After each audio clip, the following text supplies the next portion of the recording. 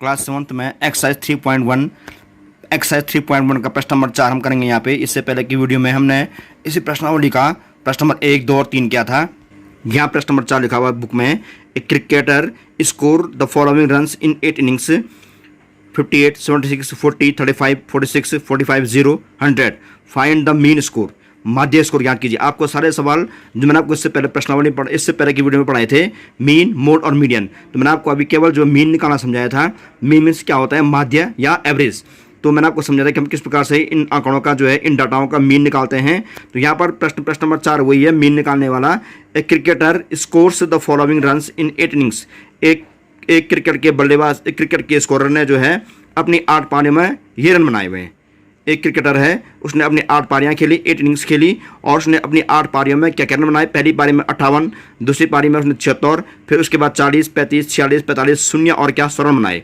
Find the mean score. हमें क्या निकालना है, इन स्कोर का क्या निकालना है, मीन स्कोर, यानी कि माध्य स्कोर निकालना है। तो माध्य स्कोर निकालने के लिए वही है जो मैंने आपको इससे पहले भी कहा था, बहुत ईजी है ये, कि इनका माध्य स्कोर निकालने के लिए इन सबको योग करना है। और बटन में क्या आएगा, जितनी संख्याएं ये हैं, 1, 2, 3, 4, 5, 6, 7, 8, 8 इनिंग्स हैं। यहाँ लिखा हुआ 8 इनिंग्स, ये 8 संख्याएं हैं, तो हम 8 का क्या करेंगे, भाग करेंगे। तो प्रश्न नंबर 4 का ये संख्याएं हैं, वो 58, 76, 40, 35, 46, 0 और क्या 100। हमें निकालना मीन स्कोर।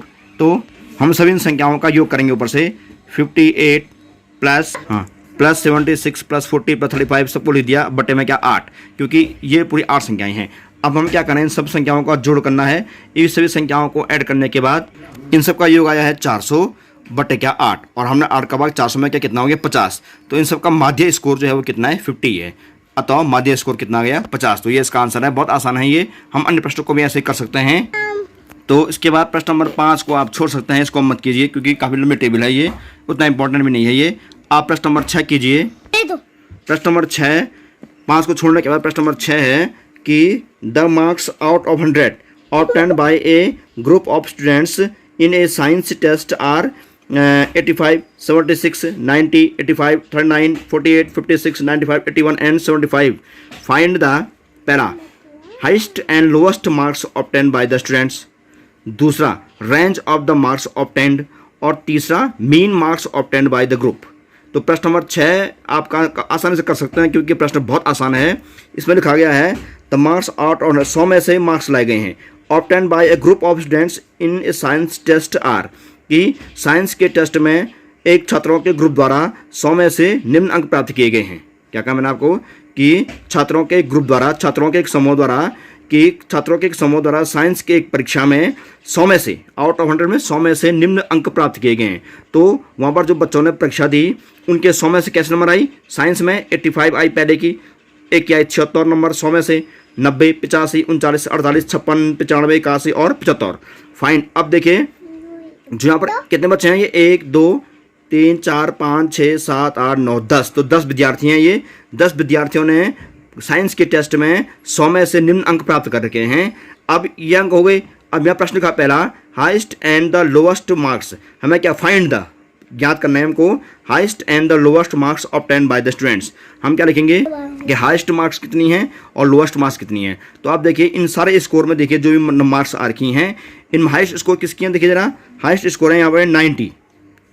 तो हाईएस्ट स्कोर कितना हो गया 90, और लोएस्ट स्कोर कितना हो गया, देखिए जो यहाँ पर लोएस्ट स्कोर सबसे कम नंबर आ रखी हैं वो है 39, यानी कि 39। तो आपको प्रश्न नंबर 6 में इनको उतारना है। आप पहले प्रश्न उतारेंगे, तब लिखेंगे उसके आंसर में highest marks equal to 90 and lowest marks equal to 39। तो इसका आंसर ये आ गया। और दूसरा range of the marks obtained, कि प्राप्त किए गए अंकों का रेंज निकालना है, यानी कि परिसर निकालना है, सीमा इसको बोलते हैं हिंदी में, मैंने आपको पहले भी कहा था। तो हम लिखेंगे रेंज इक्वल टू, रेंज निकालना क्या करते हैं, सबसे हाईएस्ट मार्क्स में से सबसे लोएस्ट मार्क को हम क्या करें, को घटा देंगे। तो हम क्या लिखेंगे, range equal to 90 highest score 95 है, सॉरी। तो आपका जो हाईएस्ट मार्क्स है वो 90 नहीं है, वो 90 है, 95 है। हम लिखेंगे highest marks equal to 95 and lowest marks equal to क्या 39। तो मैंने 90 कहा था, वो गलत हो गया। 95 आपको हाईएस्ट में लिखना है क्योंकि यहाँ पर टॉप में जो मार्क्स हैं वो 95 हैं। और रेंज के लिए क्या करेंगे आप, 95 माइनस 39। तो 95 में से 39 घटा के जो आएगा वो क्या उसका रेंज हो जाएगा। और तीसरा है mean marks obtained by the group. तो मीन मार्क्स इक्वल टू माध्य अंक, माध्यांक क्या हो जाएंगे, वही जो हम हर बार कर रहे हैं, 85 धन 76 धन 90 धन 85 धन 39 धन 48 धन 56 धन 95 धन 81 धन 75 बटे 10। तो पहले सबको जोड़ना, 10 का भाग करना, माध्य से आ जाएगा। तो आप प्रश्न नंबर 6 को भी कर लेंगे। और प्रश्न नंबर 7 भी आसान है, उसको भी आप कर सकते हैं। प्रश्न नंबर 7 है the enrolment in a school during 6 consecutive years was as follows. ये दे रखा है, find the mean enrolment of the school for the period. आपको मीन इसका भी क्या निकालना है, माध्य निकालना है। 1 2 3 4 5 6, ये 6 अंक हैं, इन सबको जोड़िए। अब बटन में क्या कीजिए, 6 कीजिए, पहले इन सबको जोड़ना है, उसको अच्छा का क्या करना है, भाग करना है। तो यहाँ पर इस प्रश्न का मतलब ये है कि इस प्रश्न का मतलब ये है, 7वें प्रश्न का मतलब the enrolment in a school during 6 consecutive years was as follows. एक स्कूल में 6 लगातार वर्षों में एनरोलमेंट मीन्स नामांकन बच्चों की संख्या ये है, नामांकित हुए बच्चों की संख्या ये है। मीन्स एक स्कूल में जो है 6 लगातार सालों में इतने बच्चों का क्या हुआ है, नामांकन हुआ है। एनरोलमेंट मीन्स क्या होता है, नामांकन। तो एक स्कूल ऐसी है जहाँ पर लगातार 6 सालों में इतने इतने बच्चों का क्या हुआ है, नामांकन हुआ है, मीन्स एडमिशन हुआ है। तो आप जान लीजिए पहले वर्ष में उस स्कूल में जो है 1555 बच्चों का एनरोलमेंट था। उसके बाद जो दूसरे वर्ष वहाँ 1670 बच्चों का एनरोलमेंट हुआ था, 1750 बच्चों का उसके साथ था। ऐसे अन्य संख्याएं ये कभी कम कभी ज़्यादा हो रही हैं। तो अब यहाँ पर आपको ये निकालना है, फाइंड द मीन। आपको मीन एनरोलमेंट इक्वल टू, इन सबको जोड़ना है। अब बटन में क्या करना है, आपको 6 का भाग करना है, क्योंकि 6 संख्याएं हैं। तो आप इसका मतलब समझ गए होंगे। अब प्रश्न नंबर 8 को समझिए। प्रश्न नंबर 8 लिखा हुआ है the rainfall in mm in a city of 7 days in a certain week was recorded as follows। ये कह रहा है कि रेनफॉल बोलता है बारिश को, इन mm मिलीमीटर में होती है बारिश की माप, बारिश की माप होती है मिलीमीटर में, इसलिए mm लिखा हुआ है। इन ए सिटी ऑन 7 days, इसका मतलब सीधा ये हुआ एक शहर में लगातार 7 दिनों में बारिश की माप ये रिकॉर्ड की गई है। इसका मतलब ये हुआ कि एक शहर में लगातार 7 दिन में, हफ्ते में 7 दिन होते हैं, मंडे से लेकर के संडे तक, मंडे से लेकर संडे तक 7 दिनों में। तो एक शहर में 7 दिनों में बारिश की माप मिलीमीटर में इस तरह से रिकॉर्ड की गई है। तो ये देखिए डे, ये लिखा रेनफॉल, डे मीन्स दिन, ये Monday Tuesday Wednesday Thursday Friday Saturday Sunday, और रेनफॉल मीन्स बारिश mm में मिलीमीटर के हिसाब से। तो मंडे को 0.0 mm बारिश हुई, मीन्स मंडे को 0.0 मीन्स मंडे को बारिश हुई नहीं है। ट्यूसडे को 12.2 mm बारिश हुई, काफ़ी बारिश हुई। वेडनेसडे को 2.1 mm बारिश हुई। थर्सडे को 0.0 mm बारिश हुई, मीन्स बारिश हुई नहीं। फ्राइडे को 20.5 मिलीमीटर बारिश हुई। सैटरडे को 5.5 मिलीमीटर बारिश हुई, और संडे को 1.0 मिलीमीटर क्या हुई, बारिश हुई। तो ये टेबल देखिए। अब इस टेबल को देख करके इन प्रश्न के उत्तर दीजिए। तो पहला प्रश्न क्या है, find the range of the rainfall in the above data. इनका क्या निकालना है, रेंज निकालना है आपको। क्वेश्चन नंबर 8 का टेबल मैंने यहाँ बना रखी है, तो डे और रेनफॉल mm में, तो ये टेबल यहाँ लिखी हुई है। प्रश्न नंबर पहला जो था बुक्स में लिखा है find the range, find the range of the rainfall in the above data, कि ऊपर दिए गए डाटाओं का रेंज निकालिए, ऊपर दिए गए आंकड़ों का क्या निकाल, रेंज निकालिए। मैंने आपको कहा था हम रेंज निकालेंगे, range of the data, range बराबर कितना होता है। इस बारिश में सबसे हाईएस्ट बारिश कब हुई थी, 20.5 ये, और लोएस्ट कब हुई थी 0.0। इन गुड़गड़ाई कितना आएगा, 20.5 mm। क्योंकि रेंज के लिए मैंने आपको कई बार बोल दिया है कि सबसे हाईएस्ट में सबसे लोएस्ट क्या करते हैं, घटाते हैं। हाईएस्ट बारिश कब हुई, 20.5 mm बारिश हुई, वो फ्राइडे को भी थी। और सबसे कम बारिश कब हुई थी, मंडे को और थर्सडे को, वो थी 0.0। तो 20.5 में से हमने 0.0 को घटा दिया, तो 20.5 mm इनका क्या रेंज है। अब दूसरा प्रश्न लिखा हुआ है इसने कि find the mean rainfall for the week, कि इस सप्ताह का क्या निकालना है, मीन रेनफॉल निकालना है। तो मीन रेनफॉल निकालेंगे हम। तो मीन रेनफॉल सबको हमने ऐड कर दिया, बटे में क्या 7, क्योंकि ये 7 दिन, 1 2 3 4 5 6 7। अब इन सबका जो अलग से जोड़ करके आ रहा है, इनका योग 41.3 अपॉन कितना हो गया, ये 7। अब क्या किए, 7 का भाग कीजिए इसमें, वाया 5.9 mm, भाग करके आया 7×5 35, घटा क्या आया 6, दशमलव को यहाँ लगाया तब 63, 7 नमा 63। तो 5.9 mm क्या है, इनका माध्य रेनफॉल है। अब प्रश्न नंबर 3 लिखा हुआ है कि तीसरा, how many days was the rainfall less than the mean rainfall. कितने दिन बारिश मध्य बारिश से लेस मीन्स कम हुई, कितने दिन बारिश मध्य बारिश से कम हुई। ऑन हाउ मेनी डेज, कितने दिन वाज द रेनफॉल बारिश हुई थी, less than the mean rainfall means Madhya rainfall से कम, कितने दिन बारिश मध्य बारिश से कम हुई। तो कितने दिन बारिश जो है मध्य बारिश से कम हुई, हमें पता है कि मध्य बारिश कितनी है 5.9, तो माध्य से कम, इस 5.9 जो कि इसका माध्य है, 5.9 से कम बारिश कब हुई? तो यहाँ टेबल देखिए, टेबल में कि 5.9 से कम बारिश कितने दिन है?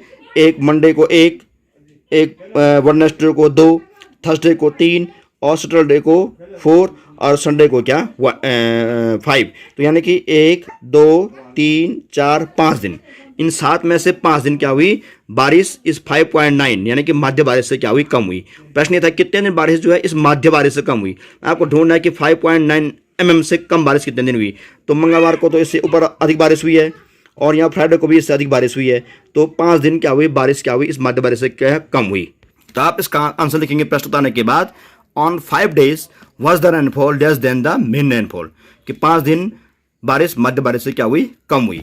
अब देखिए प्रश्न नंबर 9 लिखा हुआ है, the heights of 10 girls were measured in centimeter and the results are as follows। The heights of 10 girls, 10 लड़कियों की ऊंचाइयां वेयर मेजर्ड मापी गई थी, इन सेंटीमीटर मापी गई थी, and the result are as follows, और इसका परिणाम ये है कि 10 लड़कियों की ऊंचाइयां सेंटीमीटर के हिसाब से मापी गई थी, जिनका कि जो है जिनके माप इस प्रकार से हैं, जो कि इस प्रकार से हैं। आप समझ गए होंगे, हमने 10 लड़कियों की हाइट्स यानी कि ऊंचाइयां मापी किसमें? सीएम सेंटीमीटर के हिसाब से, कि 10 लड़कियों की ऊंचाइयां सेंटीमीटर के हिसाब से मापी गई, जिसका रिजल्ट ये है। तो देखिए 10 लड़कियां हैं, 1 2 3 4 5 6 7 8 9 10, तो उनकी हाइट्स मापी गई सेंटीमीटर के हिसाब से। तो पहले की गर्ल्स की जो हाइट थी वो कितनी थी? 135 सेंटीमीटर, दूसरी की 150 सेंटीमीटर, तीसरी की 139 सेंटीमीटर, चौथी की 128 सेंटीमीटर, पांचवीं, छठवीं, सातवीं, आठवीं, नौवीं और 10वीं कितनी? 141 सेंटीमीटर। तो इनका ये आपने देख लिया होगा यहाँ पे। अब प्रश्न क्या लिखे हुए हैं देखिए, पहला, what is the heights of the tallest girl, कि सबसे लंबी लड़की की लंबाई कितनी है? टॉलेस्ट में से सबसे लंबी जो लड़की है, तो जो हाइट सबसे अधिक है तो सबसे लंबी लड़की की लंबाई उतनी है। तो what is the heights of the tallest girl, आप लिखेंगे इसका आंसर है the heights of tallest girl is equal to, कौन सी है सबसे हाइट? देखिए इनमें सब आंकड़ों में 151 है शायद, हाँ 151। तो आप लिखेंगे heights of tallest girl equal to 151 centimetre लिख देना आगे से, सीएम वो आवश्यक है। तो सबसे लंबी लड़की, सबसे लंबी जो लड़की है, सबसे टॉलेस्ट जो लड़की है गर्ल है, उसकी लंबाई कितनी है? 151 सेंटीमीटर। तो आप क्या रखेंगे उसका आंसर प्रश्न उतारने के बाद? पहले उतारेंगे प्रश्न, what is the height of the tallest girl, answer आएगा height of the tallest girl is equal to 151 centimetre. दूसरा, what is the height of the shortest girl, सबसे शॉर्टेस्ट में छोटी, सबसे छोटी लड़की की हाइट कितनी है? तो आप लिखेंगे the height of the shortest girl equal to, सबसे छोटी लड़की कौन है में सबसे कम? शायद 128, हाँ 128। तो the height of the shortest girl equal to 128 centimetre, ये इसका आंसर आ गया। तीसरा question, what is the range of the data, इस डाटा का रेंज क्या है? फिर आ गया range of the data equal to, सबसे हाइस्ट कौन है? 151, सबसे लोएस्ट कौन है? 128। तो 151 माइनस 128 इक्वल टू जो भी आएगा उतना क्या? सेंटीमीटर, लिख देना इसको भी।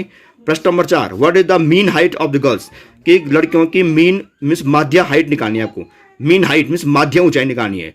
जब मीन आता है यानी कि जब माध्य आता है उसको क्या कहते हैं? माध्य मीन्स मैंने आपको कई बार बोल दिया एवरेज या औसत निकालना।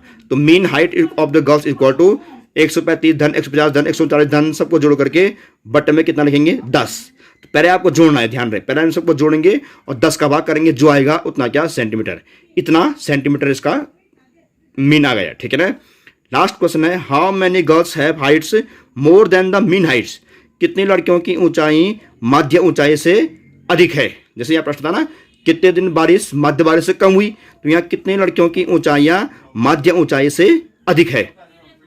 अब देखिए इनका मध्य कितना आ रहा है, जो इनका मध्य आ रहा है, इनका मध्य है 151, शायद इनका मध्य 151 आ रहा है। आप पूरा निकालना उसको हिसाब करके, इनका मध्य आ रहा है प्रश्न नंबर 30 का, इन प्रश्न नंबर 4 जो है मध्य क्या था, इसका मध्य आ रहा है, जब इसको आप सॉल्व करेंगे तो देखेंगे 151 सेंटीमीटर आ रहा है। तो आपको बोलना है, यहाँ प्रश्न ये है कितने लड़कियों की ऊंचाइयां माध्य ऊंचाई से अधिक है।